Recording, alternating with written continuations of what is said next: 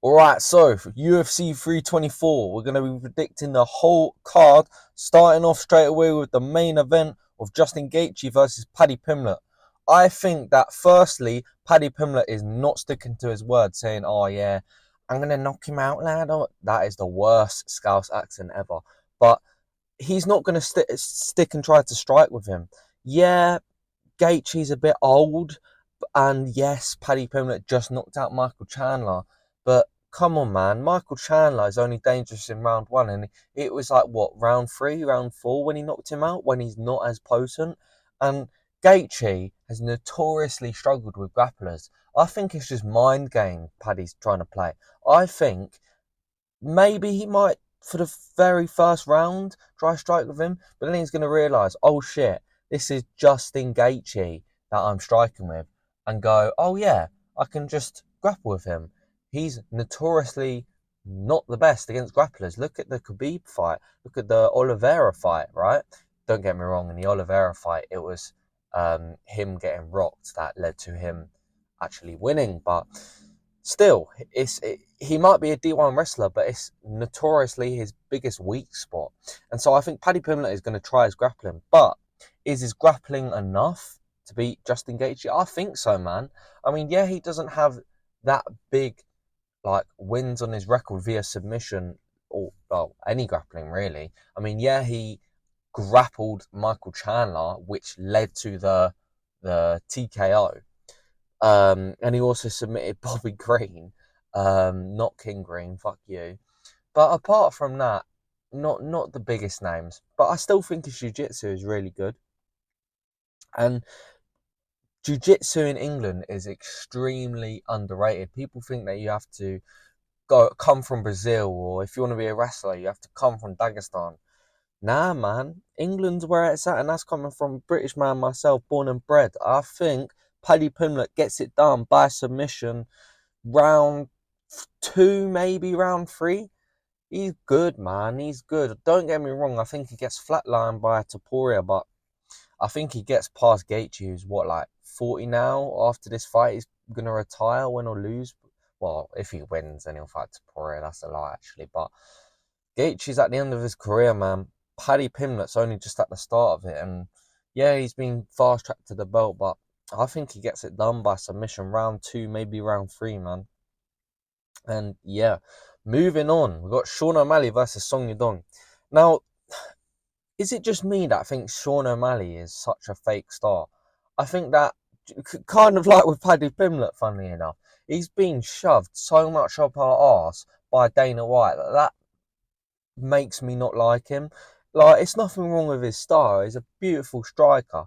But, like, it's kind of like Arman Sarukian, where I don't like him based on his style, but like he's been so unfairly treated. He should, in my opinion, have the shot over Gaethje.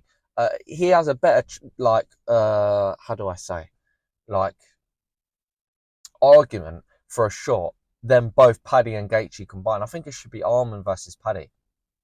Yeah, he did the headbutt at the weigh-ins, but look, and he pulled out of the main event against Islam. But man, he's the most deserving contender right now. Yeah, he's probably not trustworthy, and it's the debut in Paramount card, but nonetheless, I feel bad for him, and that's what makes me like him, because he's not shoved up our ass. Whereas Sean O'Malley is shoved up our ass. I know that was kind of a side tangent. Sorry. Sean O'Malley is shoved up our ass, and so that in a way makes me not like him. And I'm rooting for Song Yudong, man. He's 3 years younger. He's 28 years old, and yeah, he hasn't beat the most amazing opponents. Henry Cejudo win that he got recently by eye poke really isn't aging well, because he just got destroyed by Peyton Talbot on a 4-fight losing streak. That's Henry Cejudo, that is. And who else has he beat recently? Song Yudong. He's lost to Peter Yan. He beat Chris Gutierrez, Ricky Simone, although that was a brilliant knockout of Ricky Simone. To be fair, Ricky Simone is doing pretty well recently. But before that, he got knocked out by Corey Sandhagen. So, yeah, Song Yudong, yeah, on paper, probably shouldn't beat Sean O'Malley, who's only lost to Merab Davalishvili, a top 10 greatest of all time fighter. but I'm still rooting for him, so I'm going to pick him, man. I think his striking, number one, is underrated. But Sean O'Malley, more importantly, isn't going to take him down. Sean O'Malley, I don't think, has ever shot a takedown, I'm pretty sure, in the UFC. And that's because his grappling really isn't amazing, you know? He just got submitted by Marab, like I said, who isn't someone that's got amazing grappling. People say, oh yeah, he's improved his grappling, that's why he subbed O'Malley. But I think it's more O'Malley was just lazy, man. Give him up his neck. He's really not that good of a grappler. It stays on the feet. It's a banger of a matchup, don't get me wrong, because it's going to be two predominantly strikers. But man, I think Song Yadong gets it, man. He's been underrated just because he doesn't have any insane wins.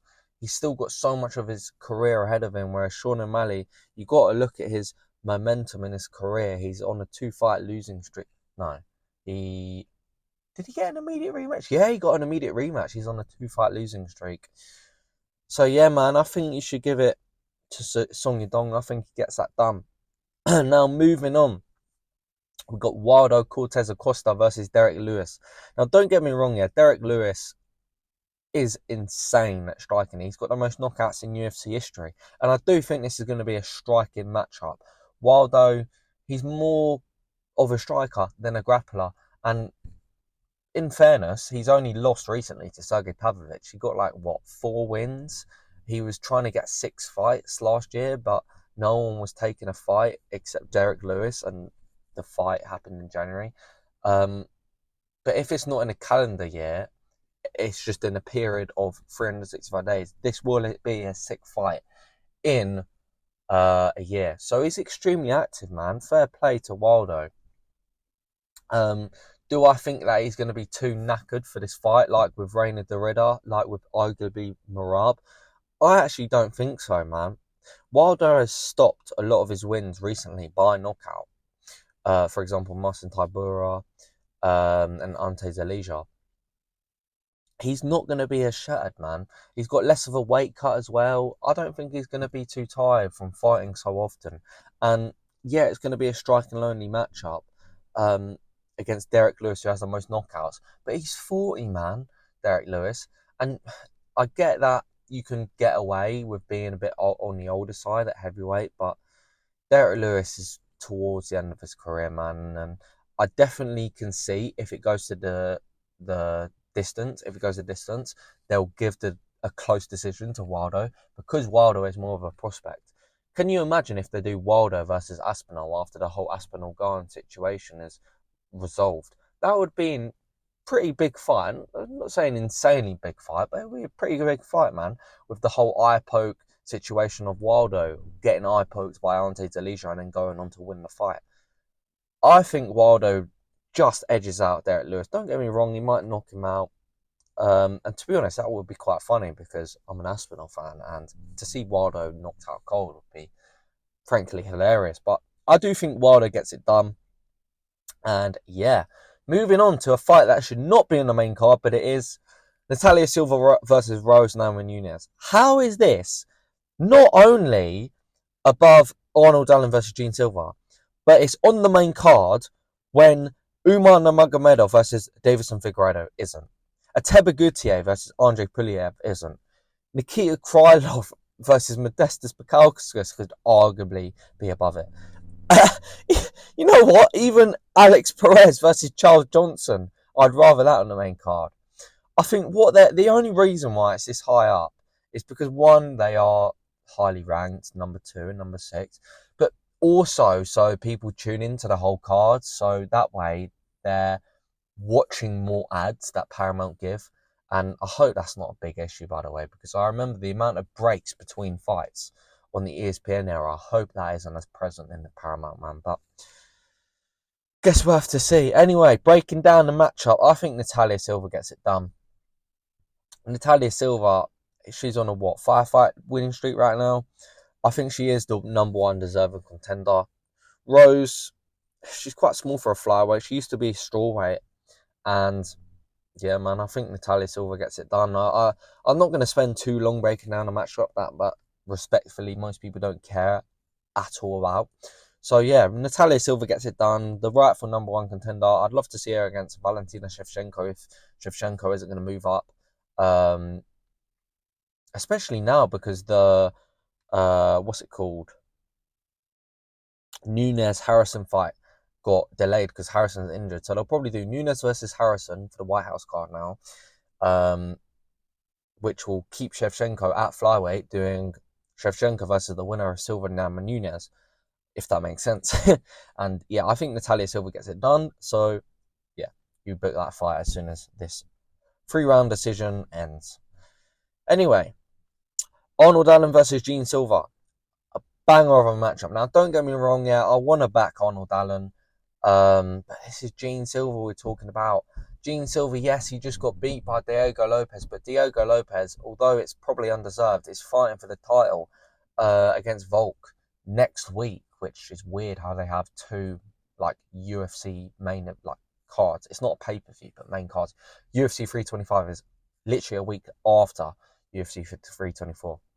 And apart from that, Gene Silva losing to Diego Lopez, he's got some good wins, man. In comparison to Arnold Allen, who has beat Giga Chikadze recently. That win isn't aging well. He just got knocked out by Kevin Vallejos. And before that, Arnold Allen, yeah, it was to Max Holloway and Mosvar Evloev that he lost. But it's momentum, man. It's the same point with Sean O'Malley. If your career is on momentum, or like a downwards momentum, I'm less likely to pick you because it is a real thing in MMA, man. If you have a downward momentum currently in your career, then in my opinion, at least that's what the trend appears to like show. If you're on a downward momentum, you're more likely to lose your next fights coming up. So that is the reason, long story short, that I think Gene Silva beats Arnold Allen. Hope it don't get knocked out, man. Arnold Allen. Obviously, I'm a British guy. I've got to back Arnold Allen. I'm rooting for Arnold Allen to win, especially because Gene Silva recently has been very annoying. He's barking all the time. I never found that funny. And like after the bell, or not after the bell, after the fight was stopped, against Diego Lopez, he punches him after the fight. He's starting to get really, really irritating, Gene Silva. And yeah, he's had a harsh upbringing, but if you're a twat, then you're a twat, you know. So I'm backing him to win against Arnold Allen, but I'm hoping Arnold Allen gets it done. Now, moving on, we've got Umar Nurmagomedov versus Davison and Figueiredo. I already talked about how it should be not the on the prelims, but instead of the main card. But maybe move on, man. Umar is literally like a -600 favourite. I think Figueiredo's a +800 underdog or something ridiculous. And if I'm honest, I do agree with it. I mean, don't get me wrong, Umar got caught against, excuse me, he needs a butt, against Mario Bautista recently in a footlock that looked pretty tight, and it looked like it did injure his foot a little bit. And Figueiredo's jiu-jitsu isn't too terrible. And I'm not just saying that because he's against Brazil. I mean, he's got some insanely good submissions. Like, look at the Joseph Morales fight where he literally choked him unconscious. Morales comes back, screams like he's come out of a nightmare. His jiu-jitsu is pretty good, man. Yeah, Figueiredo has lost recently via submission, funnily enough, to Corey Sandhagen, but he shouldn't be that underrated. But nonetheless, I think Umar does get it done. His wrestling is too good, and who has he actually lost to, Umar? Merab. They're literal, like I said, top 10 greatest of all time fighter. Arguably top 5, I think top 10. So yeah, man, I think Umar gets it done, and although he shouldn't be as big of a favourite as he is, like I said, +800 underdog for Figueiredo is insane. But nonetheless, I do think Umar gets it done by decision. Yeah, man. Also on the card, we've got Ateba Gutierrez versus Andre Puliev. Very, very simple. I think first round knockout. Ateba Gutierrez needs a step up, man. He's on a 3-fight winning streak, all by first round knockout. I mean, the Tristan Vines fight was absolutely a clown show. How he was just running around the octagon, that is Tristan Vines. Just like so, I've never seen someone so scared.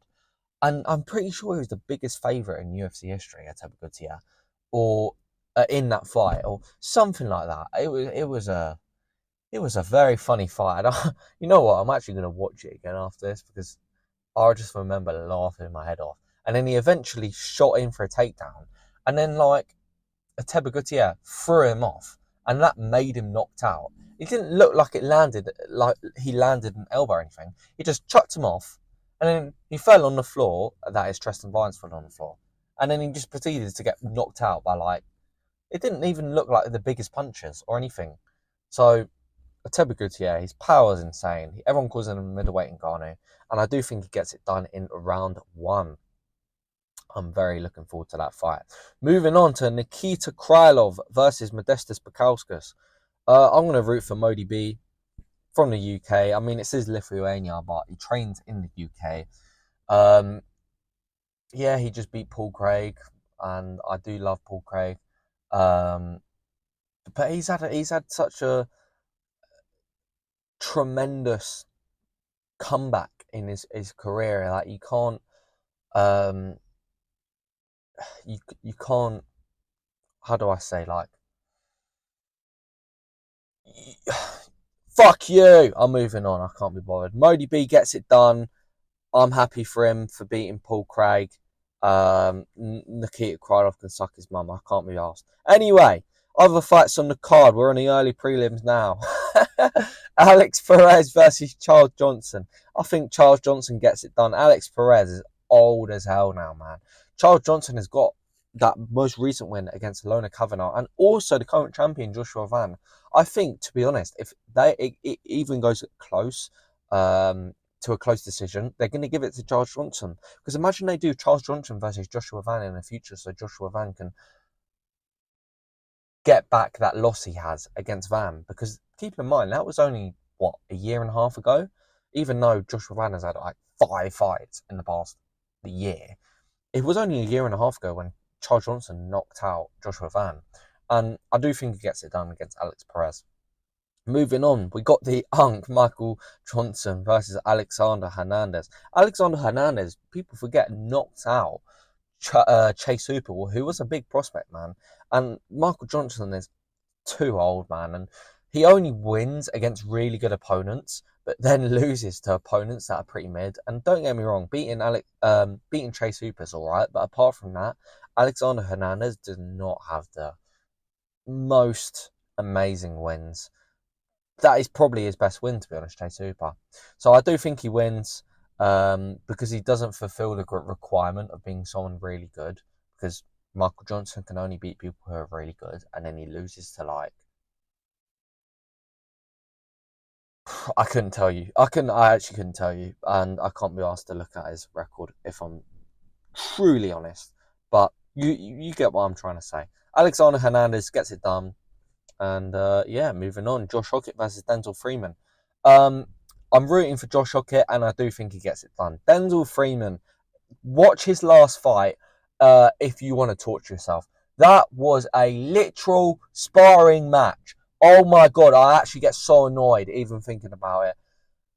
One of the most boring fights of last year, man. I hope Josh Hockett gets it done. Josh Hockett, he has, I think, 6 wins on his record, 100% finish rate. And he's a big personality for the sport, man. And don't get me wrong, I don't like these big trash talkers. But, like, it's good in a way that you can root against someone. It's like Topuria. He's so cocky, yeah. But that is entertaining in itself. If everyone was just like Mosfar Evloev, who just had no personality, then it's just going to be so much more boring. So I'd rather personalities like Hockett that are absolute melts be high level in the sport, because it just brings so much more life, especially to the heavyweight division as well, which is just not a very entertaining division with all the blobs in it, and it's very shallow, especially because there's no steroids at all and they're all blobs, a lot of them. So I'm rooting for Josh Hockett, and I do think he gets it done. Denzel Freeman was having a sparring match, and you can't be having sparring matches as a heavyweight, man. You're going to have someone like Josh Hockett, who's really, really good at his pressure. Watch his regional scene fights. Just come there and absolutely piece you up if you're just like going, on every kick, just like a twat. So yeah, I think Josh Hockett gets it done. Denzel Freeman, unless he's dramatically improved his game, yeah, Josh Hockett wins. Moving on, there's a couple other fights on the card I'm going to go over quickly. We've got Cameron Smotherman versus Ricky Turcios.